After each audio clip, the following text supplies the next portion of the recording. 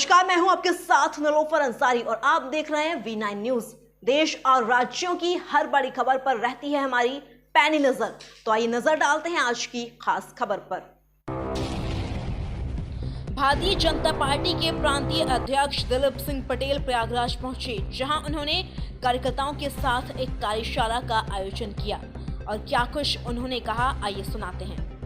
प्रयागराज से मोहम्मद तालिम की रिपोर्ट। देखिए, यह संगठनात्मक कार्य है। कार्यशाला भारतीय जनता पार्टी का एक संगठन का क्रिया है और इसमें हमारे जो भारतीय जनता पार्टी के संगठन, जिले के, मंडल के, शक्ति केंद्र के, बूथ के, इन पर आज एक कार्यकर्ताओं के बीच बैठ कर के विषय रखना है, आपस में चर्चा करना है कि इनकी स्थिति क्या है। अगर कहीं हमारे कोई कार्यकर्ता का पद खाली है या हमारा कार्यकर्ता निष्क्रिय है तो उसको आपस में मिल बैठ करके संगठन को मजबूत बनाने की दृष्टि से वो कोई नाम निकाल करके हमारा प्रदेश नेतृत्व, क्षेत्र नेतृत्व उसको ठीक करेगा। इसी के उद्देश्य से भाजपा संगठन मजबूत करने का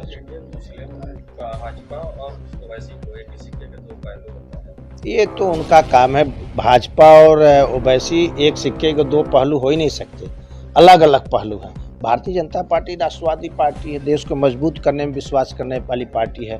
सबका साथ, सबका विकास, सबका प्रयास, सबका विश्वास में एक भारत श्रेष्ठ भारत को मानने वाली पार्टी है।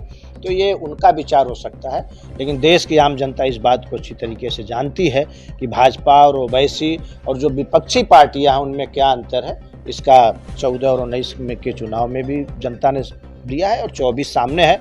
आप देखिएगा, जनता बहुत अच्छी तरीके से इसका देने वाली होगा, वो असली मुस्लिम नहीं होगा और भाजपा सबसे ज्यादा लव जिहाद की बात करती है, मगर भाजपा को सबसे पहले मुख्तार अब्बास नकवी और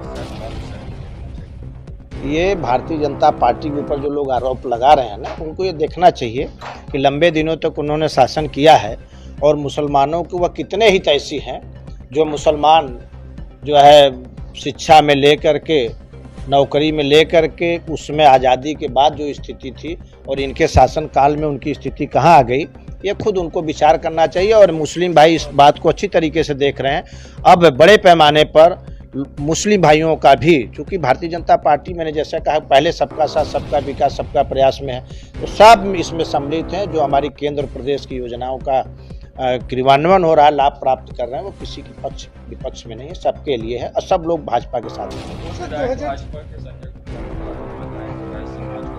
नहीं मिल रहा है और साथ ही उन्हें जो भी हक मिलना चाहिए पार्टी से, हर एक विधायक, मंडल, जिले लेवल पे होना चाहिए, मंडल से एक सांसद होना चाहिए। इस तरह से ये मुझे जानकारी नहीं उन्होंने क्या अपना विचार व्यक्त किया है, लेकिन ऐसी बात नहीं है। भारतीय जनता पार्टी में सबका सम्मान है, सबको भागीदारी मिली हुई है। अगर वो प्रयागराज की ही बात करें तो प्रयागराज के महापौर भी हमारे बैस समाज के हैं, वो खुद भाजपा के विधायक रहे हैं संजय गुप्ता, और प्रयागराज में कैबिनेट मिनिस्टर भी उत्तर प्रदेश में हमारे बैस समाज के हैं।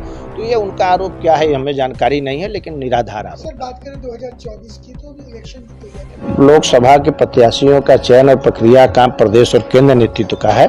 प्रदेश और केंद्र नेतृत्व अपना काम करते रहता है और निश्चित तौर से ये जब निर्णय प्रदेश नेतृत्व करेगा, हम कार्यकर्ता जिसके पक्ष में निर्णय कर देगा, हम भारतीय जनता पार्टी कार्यकर्ता उसको जिताने का। भारतीय जनता पार्टी नारी सशक्तिकरण में पहले से विश्वास करती है और नारी सशक्तिकरण भाजपा और देश के यशस्वी प्रधानमंत्री जी का एक प्रमुख उद्देश्य, एजेंडा है। उसी के कारण उन्होंने नारी शक्ति बंधन विधेयक, जो बहुत दिनों से लटका हुआ था, पास कराने का काम किया है। पूरे देश के लोग और यहाँ तक कि जो भारतीय मूल की लोग विदेश में महिलाएं हैं, सब माननीय प्रधानमंत्री जी के प्रति आभार ज्ञापित कर रहे हैं, धन्यवाद दे रही हैं। और भाजपा आधी आबादी को छोड़ने का काम नहीं बल्कि जोड़ने का काम कर रही है और सबके साथ लेकर के चलने का काम कर रही है। 2024 में महिलाओं को आरक्षित सीटें दी जाएंगी। अरे, जो योग्य महिलाएं हैं उनको सदैव सीटें मिलती हैं। जो भारतीय जनता पार्टी में जहां जो जीतने का, भाजपा का जीतने का प्रमुख उद्देश्य होता है, उसमें जो भी हमारी महिलाएं आती हैं उनको टिकट दिया जाता है। यहाँ केसरी देवी पटेल और रीता बहुगुणा जोशी, आप ही के इस जिले में हमारे 2 सांसद महिला हैं और भारतीय जनता पार्टी से ही है। और भाजपा, इसी से आप समझ सकते हैं कि भाजपा नारी सशक्तिकरण के पक्ष में कितनी मजबूत है। अभी के लिए इतना ही। देखते रहिए V9 न्यूज। हमारे वीडियोस को लाइक करें, शेयर करें और हाँ, चैनल को सब्सक्राइब करना व बेल आइकन को दबाना ना भूलें। नमस्कार।